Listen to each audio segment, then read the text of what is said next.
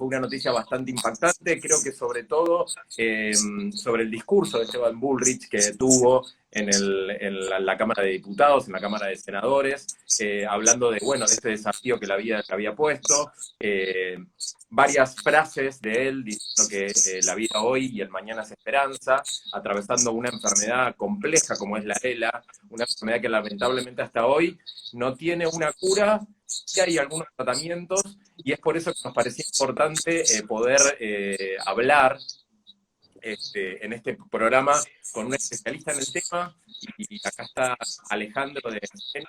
Y lo primero que te quería preguntar, Ale, para la gente, es un poco de qué se trata la ELA, ¿no? ¿Qué es la enfermedad que hoy está mucho más en los medios por el senador Esteban Bullrich, o ex senador?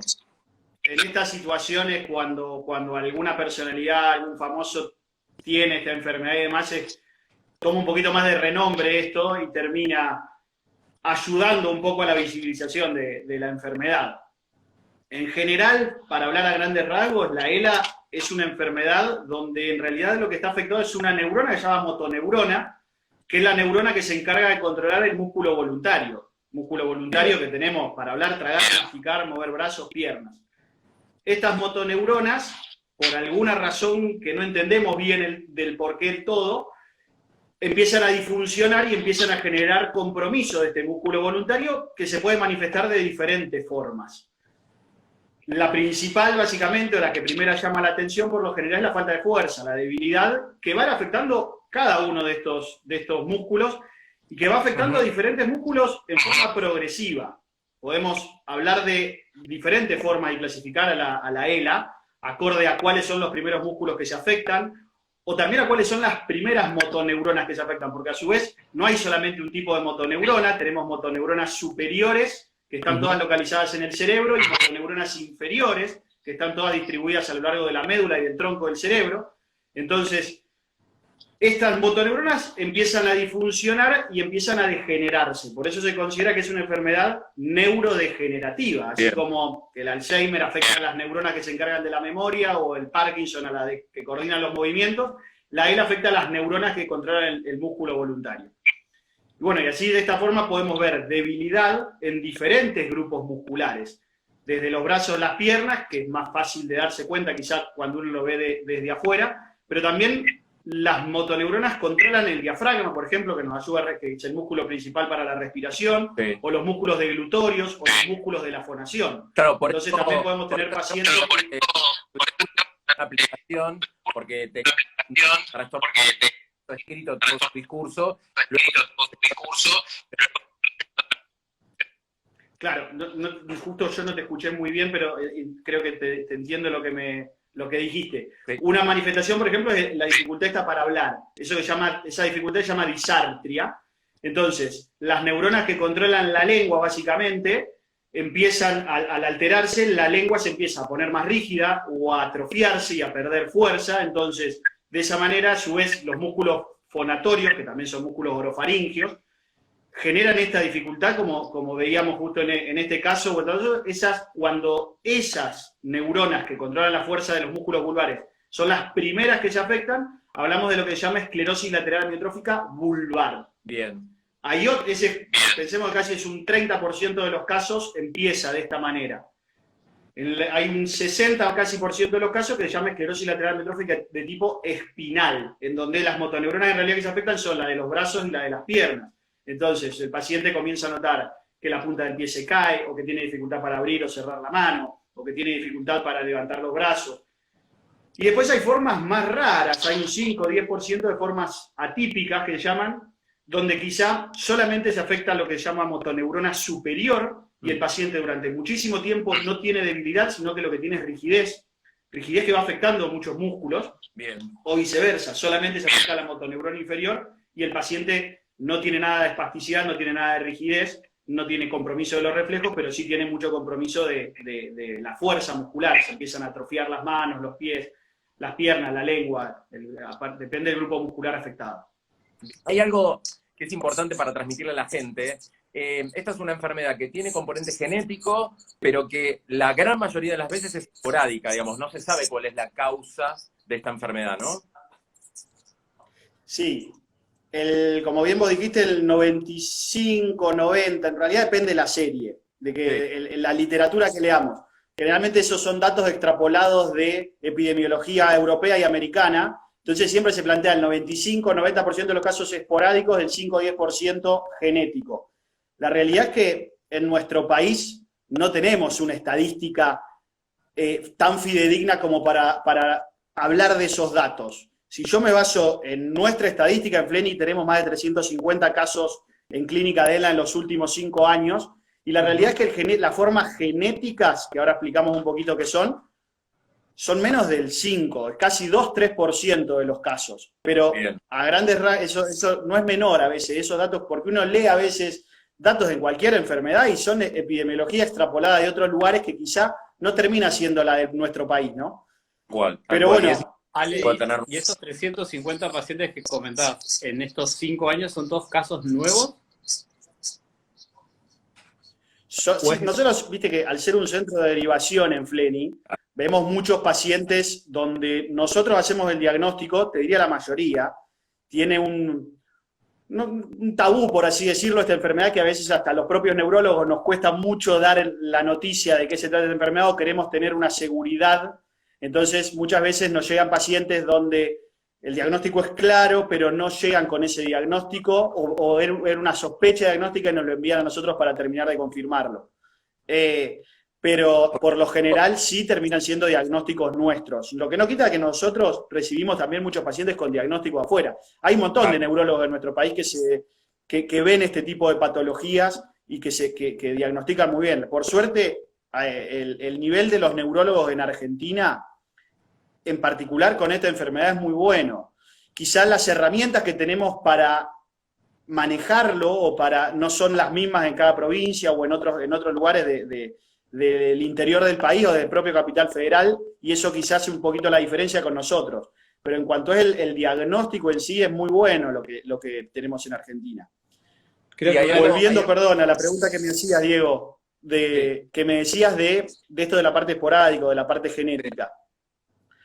Este 95% esporádico, ¿qué significa que sea esporádico? Que no hay nadie en la familia que tenga antecedentes o de ELA, pero después hay otras enfermedades neurodegenerativas que se asocian a la ELA. Hay algo que se llama, la demencia frontotemporal, es un tipo particular de demencia que se asocia genéticamente a la ELA, entonces necesariamente a veces en la familia no hay diagnósticos de ELA, pero sí de demencia frontotemporal, y eso genera hay una asociación genética, hay genes claros que se asocian a la enfermedad, o pacientes o familias con otras con ELAs en la familia.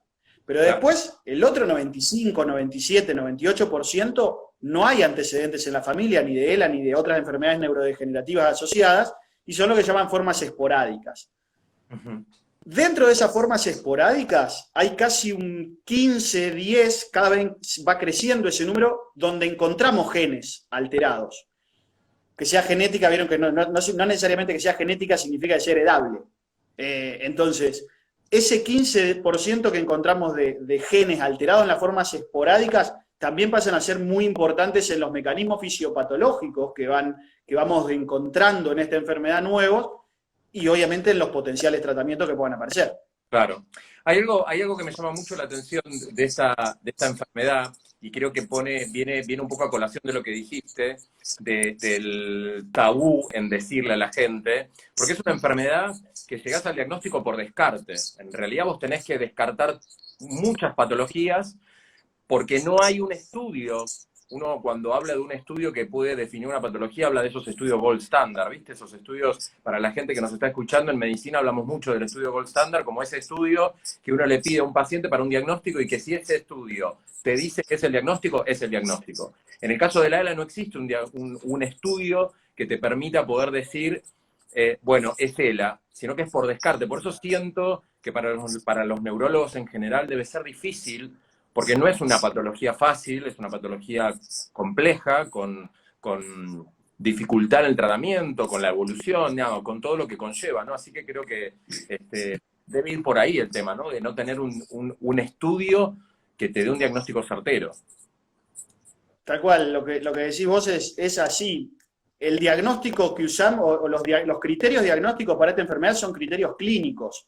Lo principal, hay unos criterios que llaman criterios del escorial, que quizás es lo que más se utiliza como para definir esta enfermedad, que en realidad se basa en lo que vemos en el examen físico, cuando hablamos vieron que hoy hablamos de las motoneuronas. Cuando hay daño de motoneurona superior, las manifestaciones clínicas son distintas a cuando hay daño de la motoneurona inferior. La motoneurona superior da espasticidad, hiperreflexia, reflejo alterado, cuando el compromiso de la motoneurona inferior, claro, la motoneurona superior localizada en la corteza del cerebro. Claro. La motoneurona inferior, la que está en la médula y en el tronco del cerebro, que a su vez es la que forma el nervio que va al músculo que corresponda. Perfecto. Cuando se afecta esa motoneurona inferior, en realidad no da espasticidad, sino que da la debilidad mucho más notoria, atrofia, y una cosa que notan mucho los pacientes, que son las fasciculaciones. Las fasciculaciones son pequeños latidos que hacen las fibras musculares aisladas, que no generan la mayoría de veces síntomas, sino que el paciente las ve más que las siente. A su vez hay fasciculaciones, los que están escuchando no se asusten que fasciculación no significa enfermedad. Está buenísimo. Ustedes tres seguro han tenido fasciculaciones un montón de veces cuando hacían guardia o cuando dormían mal y las deben seguir teniendo. A mí me pasa, yo las sigo teniendo. Las tenemos, sí. Cuando operan un montón, o sea, hay un montón de situaciones fisiológicas y patológicas que pueden dar fasciculaciones, pero en particular la motoneurona inferior, uno de los síntomas, o el compromiso de la motoneurona inferior, uno de los síntomas típicos son las fasciculaciones. Entonces, esa combinación de síntomas de motoneurona superior y de motoneurona inferior en diferentes territorios, estrictamente hablamos de territorio vulvar, los músculos que se encargan para hablar, tragar, masticar, región cervical, lo que son los músculos de los brazos, región dorsal, los del tronco, el abdomen, y el dorso, y región lumbosacra, los músculos de las piernas. Son 4 regiones. Cuando hay compromiso de motoneurona superior e inferior en 3 de estos 4 territorios, por criterios diagnósticos, hablamos de que es una esclerosis lateral amiotrófica definida. Bien. Cuando hay en 2 territorios, se habla de esclerosis lateral amiotrófica probable, con algunas otras características, y si hay en un solo territorio es posible, con detalles, detalle más, detalle menos. Bien. Vale. El tema es que, como bien decía Diego, no hay una biopsia, una imagen, un anticuerpo en el laboratorio que sea específico de esta enfermedad. Claro. Cuando tenemos estos síntomas en 1, 2, 3, 4 territorios, lo que tenemos que hacer es confirmarlo mediante un electromiograma, mediante una videoelusión, una espirometría, y descartar otras causas con un laboratorio, con una resonancia de cerebro, con una resonancia de columna, Bien. con diferentes criterios, diferentes métodos complementarios. Y el otro punto, clave para el diagnóstico, es la evolución.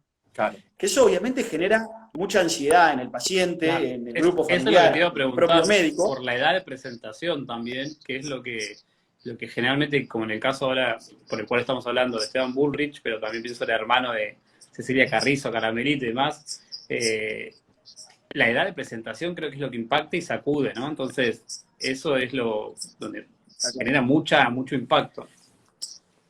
Genera mucho impacto, o sea, esto que te decía recién de la evolución implica tener que darle tiempo a la enfermedad muchas veces, a ver cómo, más que nada, pensemos en un paciente cuando recién está comenzando esta enfermedad. A veces es difícil ponerle el sello diagnóstico a un paciente que solamente tiene síntomas en la mano, Claro. que hablábamos de un solo territorio. Claro. Si encontramos motoneurona superior e inferior en un solo territorio, en la región cervical, vulvar, dorsal, lumbosacra, bueno, hay que descartar otras etiologías, pero una de las que tenemos que hacer es darle un tiempo a ver cómo va evolucionando, al margen de que se pueden empezar tratamientos farmacológicos y no farmacológicos en ese momento, pero hay que darle tiempo. Entonces, eso contribuye a que haya una demora diagnóstica. Pensemos que el promedio mundial, no argentino, mundial de demora diagnóstica son 12 a 16 meses.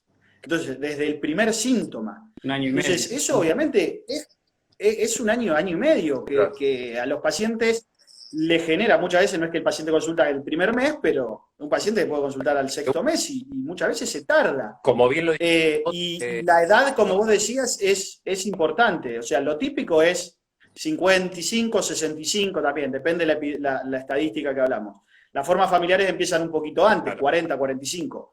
Pero también hay casos esporádicos que empiezan a los 25 o a los 80. O sea, nosotros tenemos, acá están descritos y demás de formas muy, muy jóvenes.